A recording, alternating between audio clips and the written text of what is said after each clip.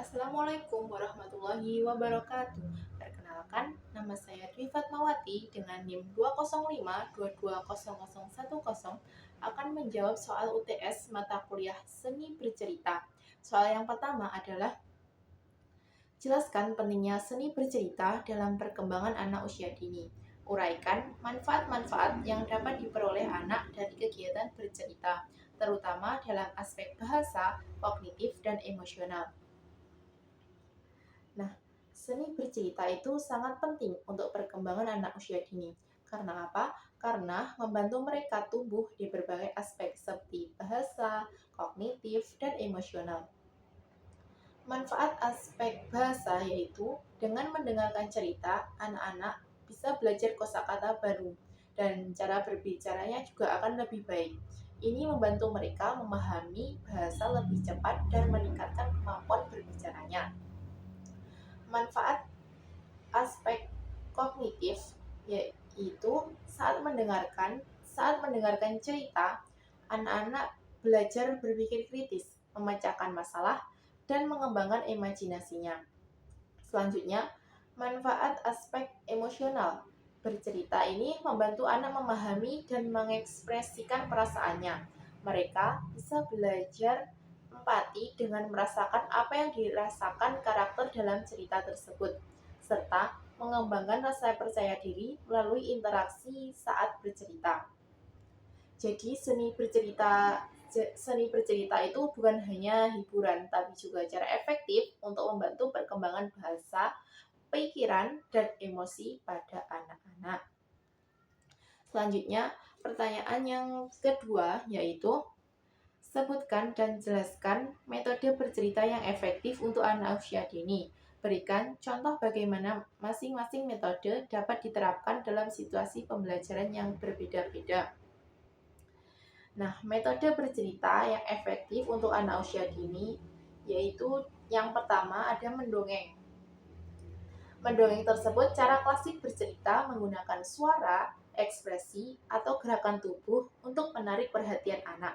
Contohnya, saat waktu istirahat di TK, guru mendongeng kisah kancil dan buaya dengan suara yang lucu dan penuh emosi. Anak-anak akan tertarik dan ikut menirukan gerakan kancil saat melompat. Nah, metode bercerita yang kedua ada bercerita dengan boneka. Menggunakan alat boneka untuk bercerita itu untuk mewakili karakter dalam cerita, anak-anak jadi lebih mudah fokus dan mudah terlibat. Contohnya, dalam pelajaran tentang tolong-menolong, guru menggunakan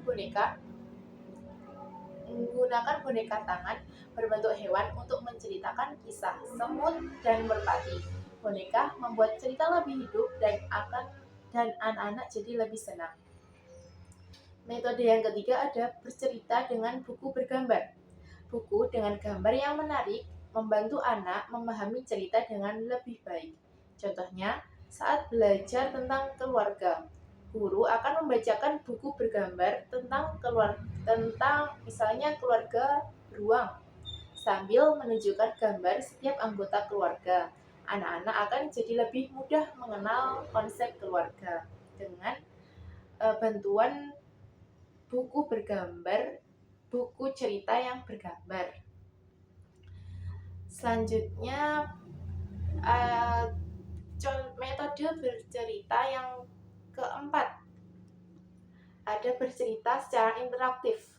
Anak-anak diajak ikut serta dalam cerita, misalnya dengan menjawab pertanyaan atau menirukan suara.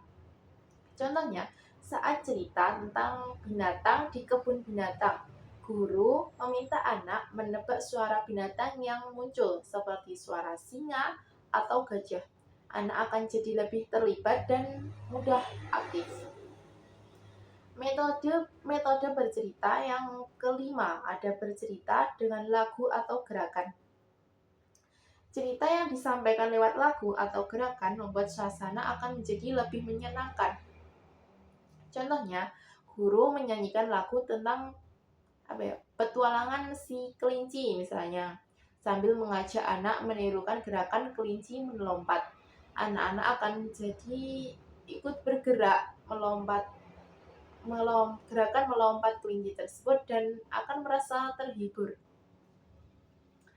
Selanjutnya menjawab pertanyaan ketiga, yaitu jelaskan apa yang Anda pahami tentang struktur monomet atau Hero's Journey. Berikan penjelasan tentang konsep dasar monomet menurut Joseph Campbell dan bagaimana struktur ini dapat diterapkan dalam cerita untuk anak usia dini. Jadi, struktur monomet atau Hero's Journey adalah pola cerita yang banyak ditemukan dalam kisah-kisah pahlawan dari berbagai budaya.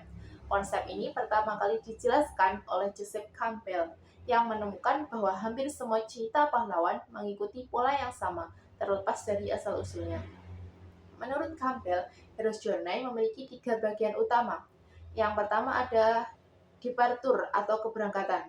Sang pahlawan dipanggil untuk pergi dari dunia yang biasa ke dunia baru yang penuh tantangan. Yang kedua ada initiation atau pencobaan. Di dunia baru, pahlawan menghadapi ujian dan rintangan. Biasanya ada pertolongan dari mentor atau teman dan akhirnya sang pahlawan berhasil. Yang ketiga ada return atau kepulangan. Setelah berhasil, pahlawan kembali ke dunia biasa dengan membawa perubahan atau pengetahuan baru. Untuk cerita anak usia dini, struktur ini bisa diterapkan dalam bentuk yang sederhana. Misalnya, ceritanya bisa tentang seorang anak yang berani mencari mainannya yang hilang. Itu termasuk departure. Selanjutnya, menghadapi tantangan seperti bertemu hewan lucu atau teman-teman yang membantunya. Ini termasuk initiation atau pencobaan. Dan akhirnya menemukan mainannya dan kembali dengan lebih bahagia atau lebih percaya diri. Ini termasuk return atau kepulangan karena sudah berhasil. Ide ini membantu anak memahami perjalanan emosional dan pembelajaran dalam bentuk yang menarik dan mudah dimengerti. Selanjutnya, pertanyaan yang keempat adalah bagaimana cara menyederhanakan tahapan dalam struktur monomet agar sesuai dengan pemahaman anak usia dini. Berikan contoh tahapan-tahapan yang disederhanakan dan cara mempresentasikannya dalam bentuk cerita yang menarik dan mudah dipahami oleh anak. Nah, untuk menyederhanakan struktur monomet agar sesuai dengan pemahaman anak usia dini, kita bisa mengurangi jumlah tahapannya dan menyederhanakan konflik serta karakter yang terlibat. Kita fokus pada 3 tahap sederhana. Yang pertama, awal atau panggilan untuk petualangan. Anak-anak diperkenalkan dengan masalah atau tantangan yang perlu dihadapi. Contohnya, suatu hari Ali kehilangan balon kesayangannya yang terbang ke atas bukit.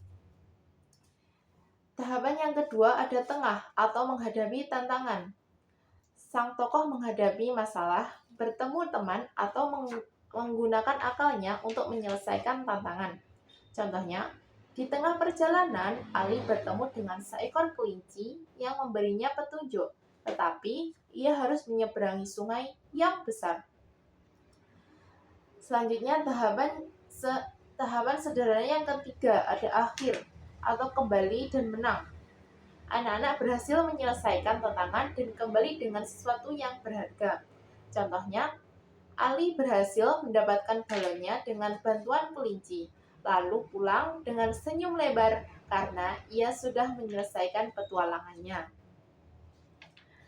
Sedangkan cara mempresentasikannya kepada anak usia dini yaitu dengan yang pertama menggunakan gambar atau ilustrasi berwarna-warni untuk menggunakan setiap tahapan perjalanan tersebut.